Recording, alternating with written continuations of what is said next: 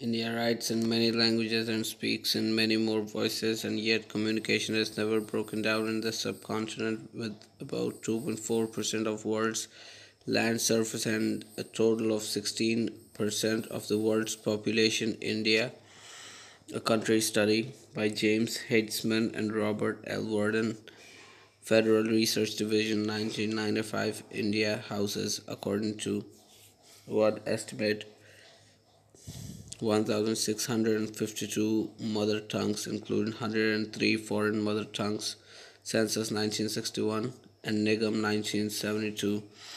Writing came to India much earlier than many other civilizations, from the days of the Indus Valley civilizations by over 4,000 years ago, and the space has also witnessed emergence of some of the great writing systems like the Brahmi and Kharoshthi, dating back to roughly 500 BC.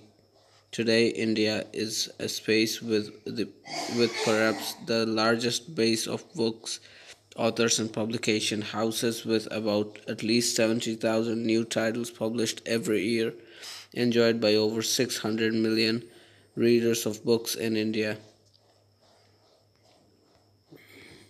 The Indian linguistic space.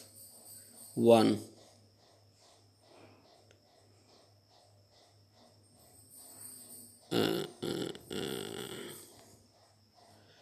1. The Indian linguistic space. The earliest form of speech in India was reflected in the texts such as Rig Veda, the Brahmans, and the Upanishads, the oldest preserved treatises from which the Indian literary traditions of verse have sprung. The earliest works were composed to be sung or recited and were orally transmitted for many generations before being written down. The oldest among them are the thousand-old hymns of the Rig Vedas, dating back to 2 millennium BC, composed in what is called the Vedic Sanskrit. The Vedas, which derived from the root with to know, tried capturing knowledge that came from the quest for the unknown. The Indian literary tradition demonstrated that early Indian creative writers interacted very closely with critical thinkers, and a very rich interpretive tradition developed just as they excelled in literary creativity in a number of genres, beginning from poetry and in its epic form to storytelling as well as to dramas. While a lot of these early texts dabbled with the idea of the sacred, even the most revered texts like the Vedas demonstrated that there were streaks of both in its body. The early literary theoreticians could identify different sentiments being reflected in these writings, which have been trendsetters in world literature in many ways. The Indian linguistic space as it exists today in truncated form in the South Asian subcontinent after its independence in 1947 has been a new geopolitical identity, but India has in all ages been a concept more true on its mental map than being a physical reality. At the same time, she has also contributed to numerous ideas that form the basis of modern day knowledge based society. 2. Mother tongues and languages. There are different theories about how many of these mother tongues qualify to be described as independent languages. Even Sir George Grierson's 12-volume Linguistic Survey of India 1903-1923, material for which was collected in the last decade in the 19th century, had identified 179 languages and 544 dialects. One of the early census reports also showed 188 languages and 49 dialects. 1921 census. Out of these mother tongues, 184 census 1991, or at least 112 census 1981 figure, had more than 10,000 speakers. There are other estimates that would put the number higher or lower. For instance, the Encyclopedic People of India series of the Anthropological Survey of India identified 75 major languages out of a total of 325 languages used in the Indian households. Ethnologue 2 reports India as a home for 398 languages, including 387 living and 11 extinct languages. Most importantly, as early as in the 1990s, India was reported to have 32 languages with 1 million or more speakers. The People of India also reports that there are 25 writing systems in India that are in active use in as in 1990s. The results of the 1989 survey titled The Written Languages of the World, a survey of the degree and modes of use. 2. India, Book 1, Constitutional Languages, Book 2, Non Constitutional Languages, conducted by P. Padmanabh, B.P. Mahapatra, V.S. Verma, G.D. McConnell, Office of the Registrar General, India, Laval University Press, showed that there are at least 50 Indian languages in which writing and publishing are done in substantial quantity. Third, the writing systems. 3.1 The Indus Valley Script. The Indus Valley Script was a product of the now well known Indus Valley Civilization. The Greater Indus region was home to the largest of the four ancient urban civilizations, others being the Egyptian, Mesopotamian, and Chinese civilizations. Most of its ruins remain to be fully excavated and studied as nothing was known about this civilization until 1920s. What is more, the ancient Indus script has not yet been deciphered, although there have been many claims and counterclaims. The samples of Indus Valley script are huge, about 1,000 settlements spread in all of the modern Pakistan and parts of India and Afghanistan. The main corpus of writing include 2,000 inscribed brief seals and tablets of 6 to 26 symbols each, which are still undeciphered. There are several competing theories about the language which the Indus script represents, but it appears that there was an equally strong multiracial and multilingual existence then, which has further contributed to the difficulties in decipherment.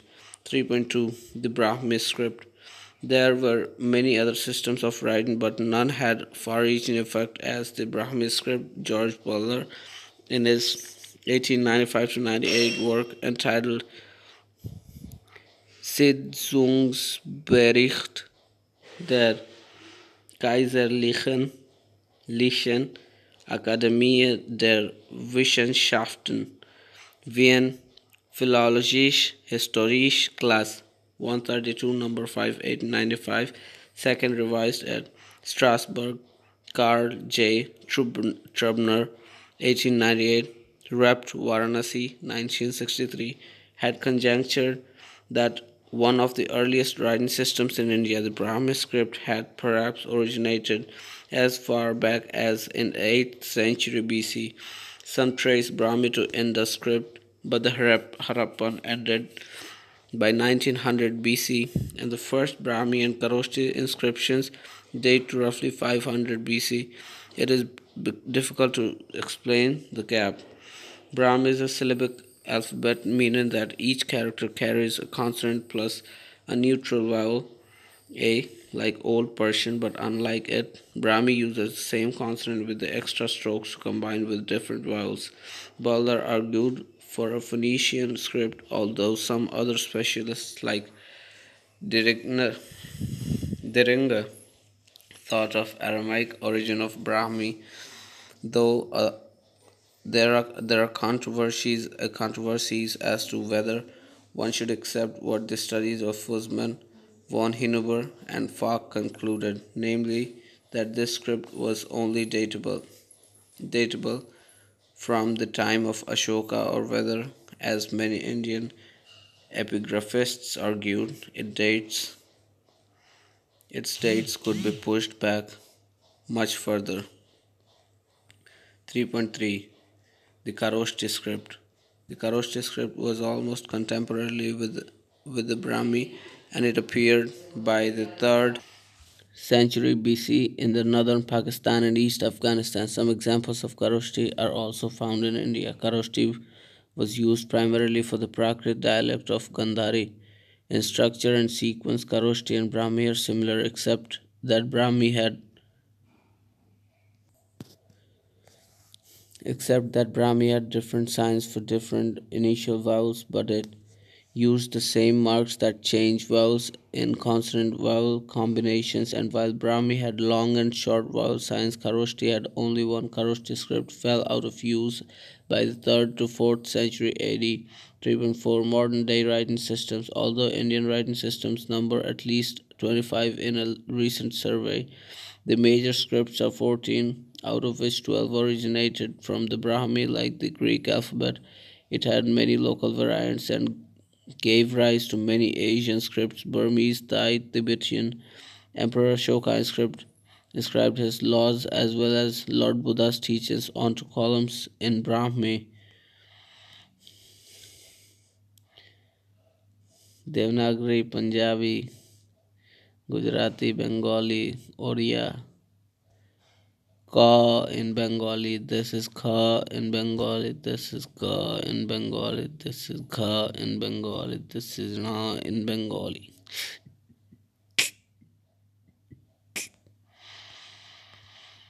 4. Indian states and multilingualism. India houses about 1.1 billion people with a population growth of 1.6% a year.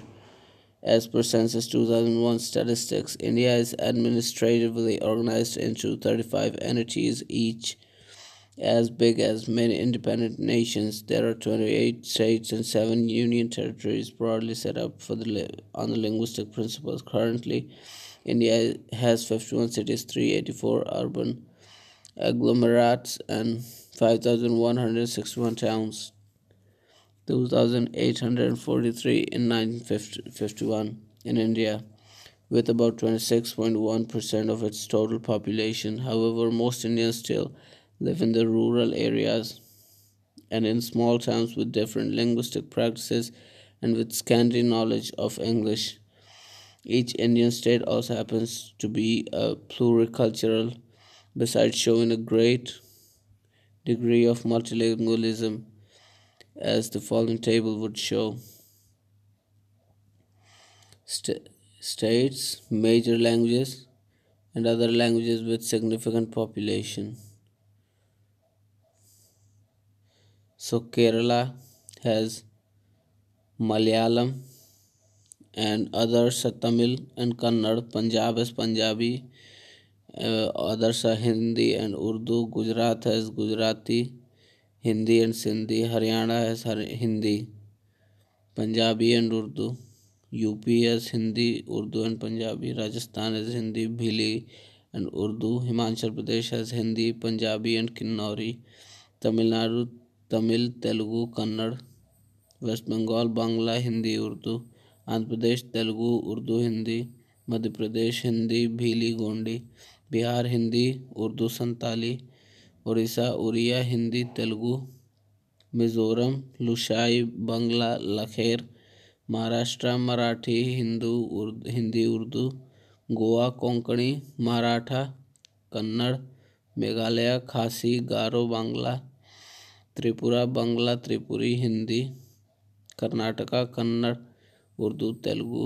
Sikkim Nepali Bhotia Lepcha. Manipur Manipuri. थाडू थाडू टांगखुल. Assam Assamese Bangla Bodo. Arunachal निस्सी Nepali Bangla.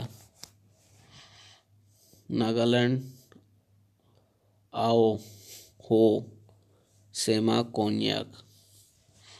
The linguistic recognition.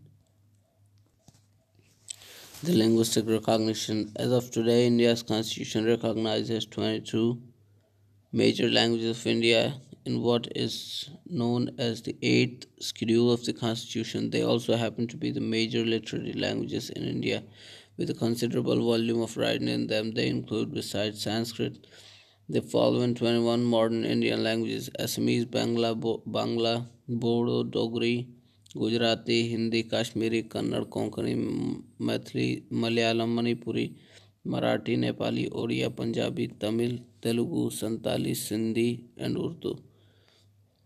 Originally, only 14 languages were included in the 8th schedule of the Indian Constitution: Bodo, Dogri, Konkani, Maithili, Manipuri, Nepali, Santali, and Sindhi were recognized later. The first Prime Minister of India, Pandit Jawaharlal Nehru, had made this comment about the recognition of languages. The makers of our constitution were wish in laying down that all the 13 to 14 languages were to be national languages. There is no question of any one language being more a national language than the others. Kumaramangalam 1965. The languages listed in this schedule had acquired different names at different stages. They are better known as scheduled languages now. The Minorities Commission report and the official language resolution 3 of 1968 considered languages listed in the schedule as major languages of the country. The Program of Action document in 1992 on National Policy on Education 1986 considered them as modern Indian languages. Besides the scheduled languages, the India census did record 1,576 rationalized languages as well as 1,796 other mother tongues. The highest literary awards in the country are given in 24 languages, literary languages in India by the National Academy of Letters called the Sahitya Academy, but newspapers and periodicals 3,592 in number are published in 35 Indian languages every year. There are only 69 to 72 languages that are taught in schools in India in some capacity, but again, the radio network beams programs in 146 languages and dialects. By the 1960s, 87.13% of Indians spoke languages already included by the 1960s in the 8th schedule of the Indian Constitution. Having recognized the importance of English as an instrument of knowledge dissemination as well as commerce as well as maintenance of international relations, a provision was left to extend the use of English language in the Article 343 on official language of the Union for all the official purposes of the Union, even after a period of 15 years, with the proviso that the President may, during the said period, by order authorize the use of the Hindi language in addition to English language and of the Devanagari form of the numerals for any of the official purposes of the Union. 6. Language families in India. It is estimated that there have been great movements of people and races that made it possible for India to be the home for so many ethnic groups. The expansions of the European peoples, probably Tocharians, possibly started around 3,800 years ago, and perhaps 1,000 years or more earlier. Indian Indo-European speakers from the oasis south of the Urals, north of the Black Sea and the western Kazakhstan moved in the western and in eastern directions and finally moved to the south, mixing with presumably Dravidian or other original inhabitants of South Asian region.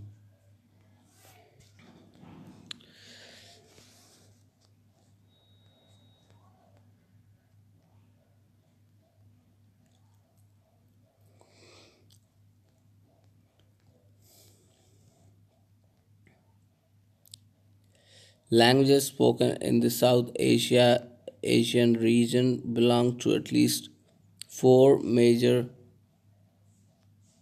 families: Indo-European, most of which belong to its sub-branch Indo-Aryan, Dravidian, Austroasiatic, and Sino-Tibetan.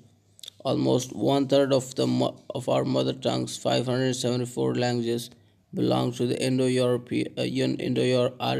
family of languages spoken by 73.30% of Indians. The Dravidian languages, 153 in number, form the second major linguistic group of the country, 24.47%, less than 1%, 0.73% of the total population of the country speaks the languages belonging to the Tibeto Burman subfamily, including the Lone language, Khamti, which belongs to the Siamese Chinese subfamily of the Sino-Tibetan Tibeto-Chinese family. The number of Sino-Tibetan languages stood at 226. Less than 1%, 0.73% of the total population of the country speaks the languages belonging to the Tibeto-Burman subfamily, including the lone language Kamte, which belongs to the Siamese Chinese subfamily of the Sino-Tibetan or Tibeto-Chinese family. The number of Sino-Tibetan languages stood at 226. The languages belonging to the Austroasiatic family of languages, 65 in number, accounted for the total number of 6.19 million speakers, and on the top of it all, 530 were still recorded as unclassified languages. In fact, South Asia had been recognized in the serious literature on historical linguistics as one entity, not only because of the movement and admixture of the ethnic groups that we talked about, but also in terms of the genetic gradation of Asian people alongside the linguistic classifications, which will make the North South division evident. Refer History and Geography of Human Genes, Chapter 4 by Menosi Piazza Cavalli Sforza. It was the discovery of the surprising similarities of the structure and function that the South Asian languages have developed because of the shared cultural space that has been vibrant and interactive over the several millennia that prompted scholars like Murray B. Emanu to come up with the concepts like India as a linguistic area 1958. This essential unity of the divergent languages of India has made it possible for Indian languages a very fertile ground for creative and critical minds. 6.1 The Indo European languages. The largest chunk of languages and mother tongues belong to the Indo European, Indo Aryan subfamily, and Indo European languages. The immediate predecessor of the Indo Aryan happens to be Indo Iranian, the oldest specimens of which are available in the Zend-Avesta. Among the modern Indo Aryan languages, Hindi and Bangla happen to be the most well known languages internationally. Hindi, of course, has about 49 varieties and is spread over a vast tract of North India. The Western Hindi is a Midland Indo Aryan language spoken in the Gangetic Plain and in the region immediately to its north and south around it. On three sides are Punjabi, Gujarati, Rajasthani. The Eastern Hindi is spoken in Oudh, and to its south, in the outer layer, we get the languages such as Kashmiri, Landa, Sindhi, Gujarati, Marathi. In the northern and the western region, the Odia, Maithili, Bengali, and Assamese in the east. 6.2 The Dravidian languages. The actual word Dravidian was first used by Robert A. Caldwell, who introduced Sanskrit word Dravid among Dravidian languages. Besides the four internationally known languages spread in many parts of the world, there are 26 Dravidian languages, by the current count of which 25 are spoken in India and one Brahmi is spoken in Balochistan on the Pakistan-Afghanistan border, spoken by more than 300 million people in South Asia. The antiquity of Dravidian languages is largely due to the rich grammatical and linguistical literary tradition of classical Tamil. Even other major Dravidian languages, namely Malayalam, Kannada, and Telugu, possess independent scripts and literary histories dating from pre-Christian era. The smaller Dravidian languages include Kolami Naiki, Parji Gadaba, Gondi, Konda, Mandakui, Kodagu, Toda Kota, and Turu, etc. The northern group is the smallest, Brahui, Malto, and Kuduk. The central group of Dravidian languages seem to be the most widespread: Gondi, Konda, Kui, Manda, Parji, Gadaba, Kolami, Pengo, Naiki, Kuvi, and Telugu. The southern group includes Tulu, Kannada, Kodagu, Toda, Kota, Malayalam, and Tamil. 6.3 The Austric family. The Austric family of languages is divided into two branches, Austroasiatic and Austronesian, the latter formerly called Malayo-Polynesian. They are spoken in India, Southeast Asia, and Pacific Islands. The Austroasiatic branch has three sub-branches: Munda, Mon-Khmer, and Vietnamese Muong, out of which the first one is located in India. The Munda languages in India are spoken in the eastern and southern parts of India. The well known Munda languages include the following: Santali, Mundri, Bhumij, Birhar, Ho, Tri, Korku, Khari, Juang, and Savara, etc.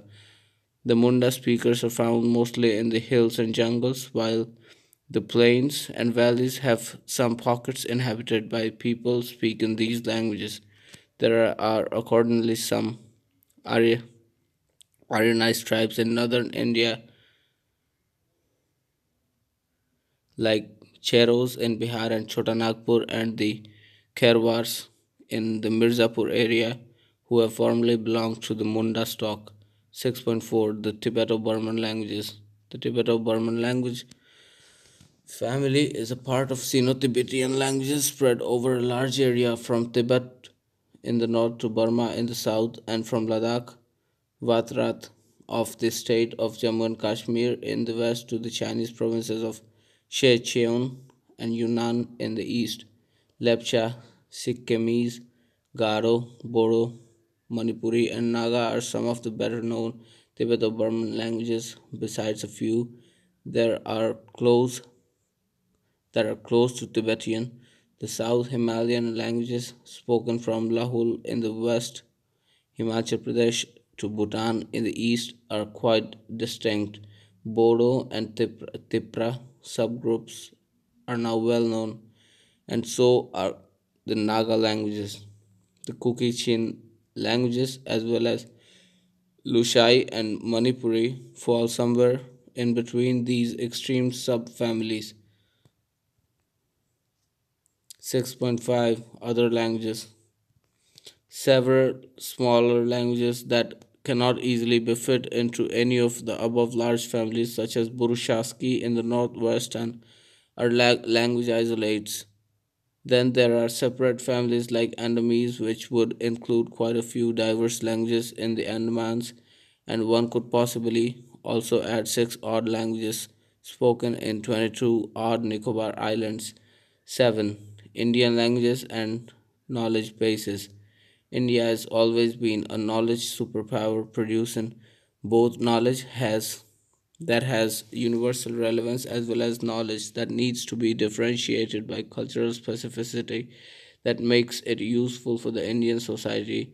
This vast expense in the domain of knowledge production did not come from the introduction of Western education in the country, as cultural contacts with other civilizations have happened here for many, many centuries. However, it surely got a new dimension when the modern Western education as well as printing and publishing came to India during the last few centuries. This further exploded with the advent of mass media and literacy. The recent report on Indian print media would make us wonder how one could gather so much of news and views to churn out 5,638 daily newspapers and 340 weeklies and 101 Indian languages, including 82 non scheduled tongues. India has also had the largest readership of printed materials. It is surprising to us that 275 of our daily newspapers are big, 954 medium, and 3,551 being only small newspapers. There are 2,507 newspapers and periodicals in Hindi alone, a language which is understood by more than half of its population. Translations and transfer of this huge pool of knowledge have not been taken up earnestly so far. So far, it has generally been a one way traffic, with Western knowledge being rendered into different Indian languages, because of which a wrong perception has gained ground in the recent times that India has only been a consumer of Western world of creativity and knowledge. This is the perception that is being challenged by the organizers of the book fair by turning the attention to the world to Indian writing and scholarship. Much before the concept of literary genre came to exist in the Western literary theories, India had its own developed paradigms of literary classifications and established tradition of long narratives, short tales, dramas, epics, lyrical poetries, as well as treatises that bore evidences of serious essays and prose writing. The contact with the West brought and valorized and new forms such as novels, which by the 19th century had become an established tradition in Europe. The narratives that do not fit the European paradigm were marginalized by Western educated literary analysts, although Indian authors kept on experimenting with both forms and content. There had been no regimentation by our literary academies. 8. Plurality Index. In fact, the linguistic plurality index is strengthened if we also consider the functionality of these vast speech groups. In order to appreciate language death and endangerment phenomena better, let me first present a dozen points to give an overall picture of India. 1. Languages in school. Although we get varying accounts of Indian schools teach 58 to 69 different languages either as subjects or as media of instruction. Mallikarjun B. 2002 Mother Tongue of India, according to 1961 Senate Language of India, Volume 5, August 2. Languages of mass media.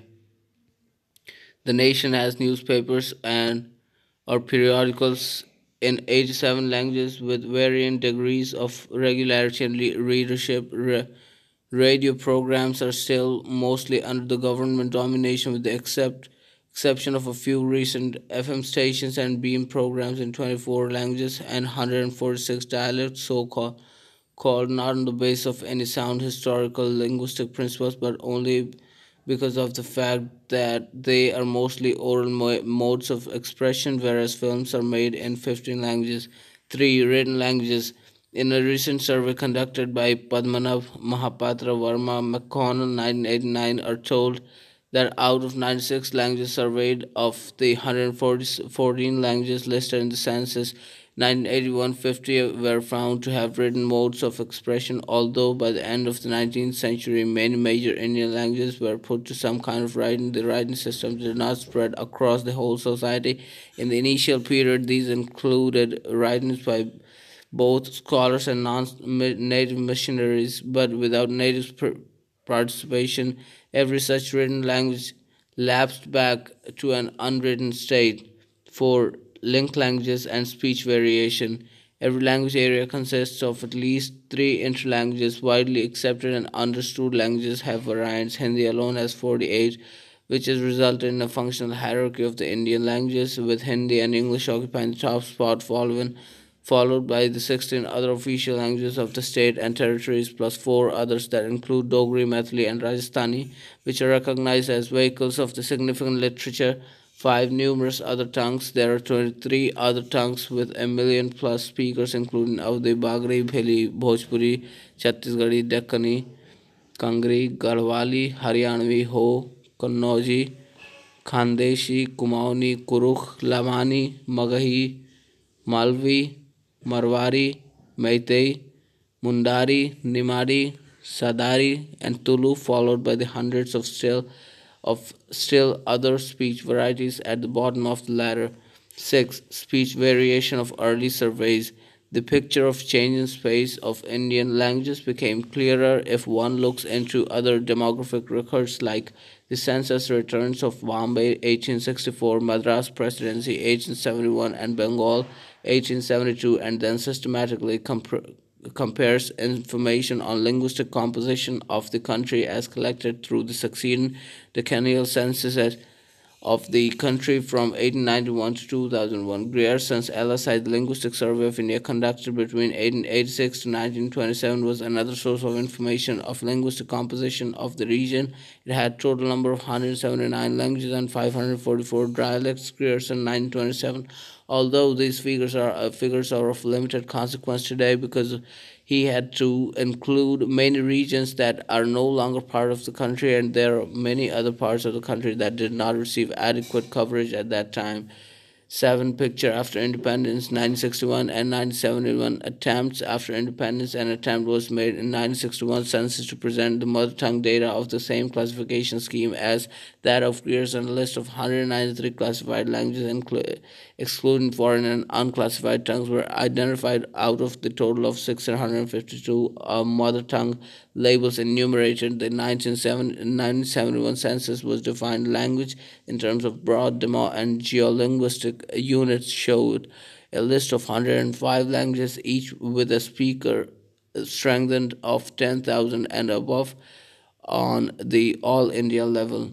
8. Rationalization of mother tongue figures until the Census of India 1881 came out, because innumerable mother tongue labels were floated during each census taken at the 10-year intervals. There were great difficulties in arriving at the rationalized figure. For example, the 1961 and 1971 census figures of raw labels numbered around 3,000, which jumped in 1981 to around 7,000 and touched an all-time high in 1991 when more than 10,000 were returned. The task of representing a meaningful linguistic picture of the entire country required that the census produce a list of rationalized mother tongues. This was how the 1961 figure as 1652 was announced, where in 1991 it was 1576. Finally, the Census of India 1991, the total number of languages arrived at was 114.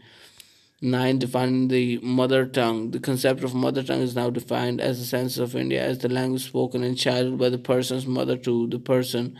If the mother died in infancy, the language mainly spoken by the person's home in childhood will be the mother tongue.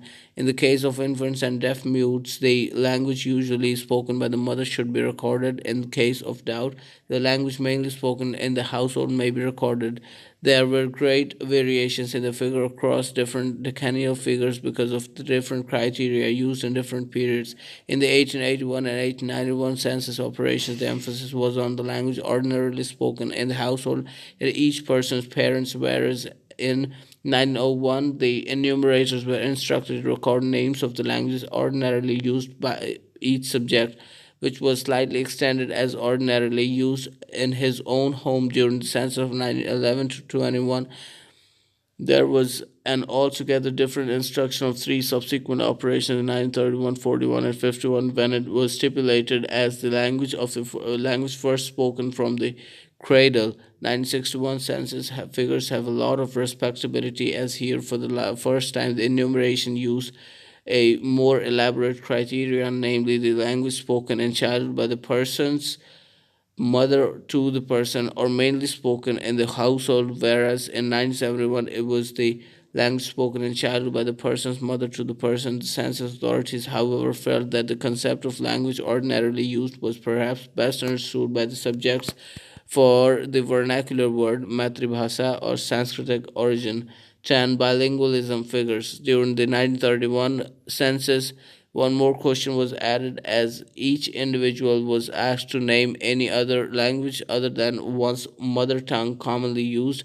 In 1991, there was a conscious decision to make the task a little more complicated by adding a question of two subsidiary languages rather than one to get the trilingualism figures. India's national average of bilingualism, according to Census 1991, 19.44%, is significantly higher compared to the national averages of 1961, 9.7%, 1971, 13.04%, and 1981, 13.44%. And to add to that, the 1991 figures of average rate of trilingualism is 7.26%.